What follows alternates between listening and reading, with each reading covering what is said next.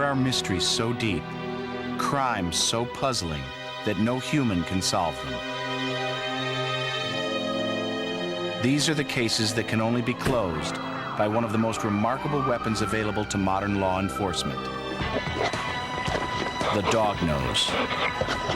You could put a baby's teardrop on a football field and the dog could find it in 5 minutes.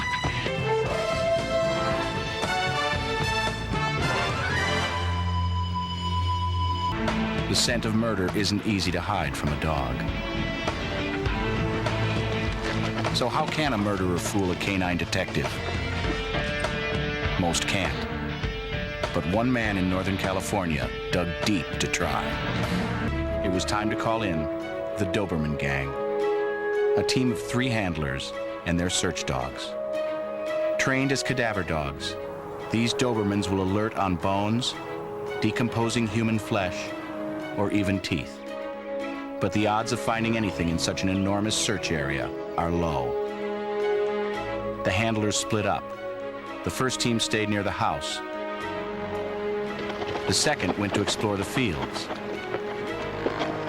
And the third searched along a drainage area. In a matter of minutes, Spice led Shirley Hammond to a freshly built earthen dam.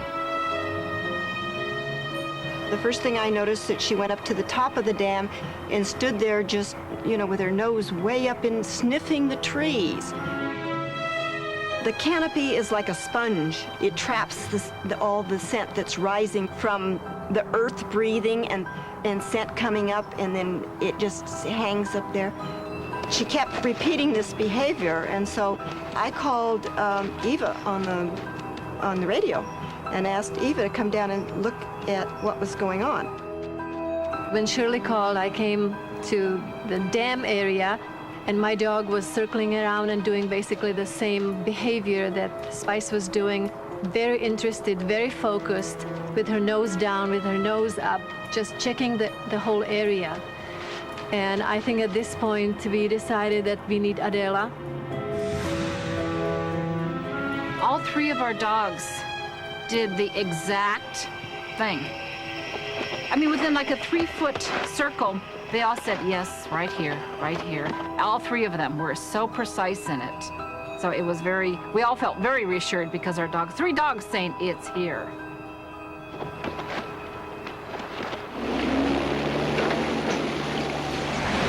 The police brought in their backhoe and started digging where the dogs told them to.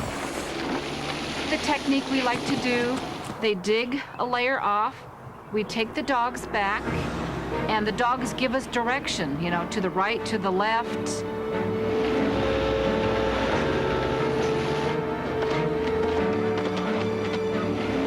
The dig went on for hours.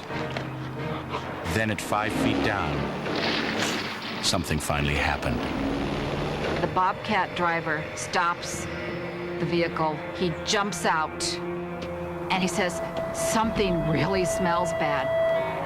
And of course, everybody is like huddling around. What is it? What is it? So they go and investigate, and there's piles and piles, bags and bags of meat. Big roasts and hunks of meat, and it smelled bad. And the flies instantly hit it. We removed the meat, we showed the dogs the meat, and they went, yeah. And then they went right back to work. And they went back right on that dam and started to, put the noses down and saying, dig deeper. We train them off garbage and animal remains. It's a very important part of our training. We go around collecting old bones from animals, household garbage, roadkill, cat food, you name it, and we put it out in our search area. And the dogs learn right away there is no reward for telling us about it. So the dig continued. 6 feet down. 7. 8. When we got to about 9 feet under, the dogs began to go crazy. They'd found something. And at that point, they started doing careful digging with the shovels and got down to a rolled up carpeting. Buried, where no one but a dog could have known, was Henry Olsen.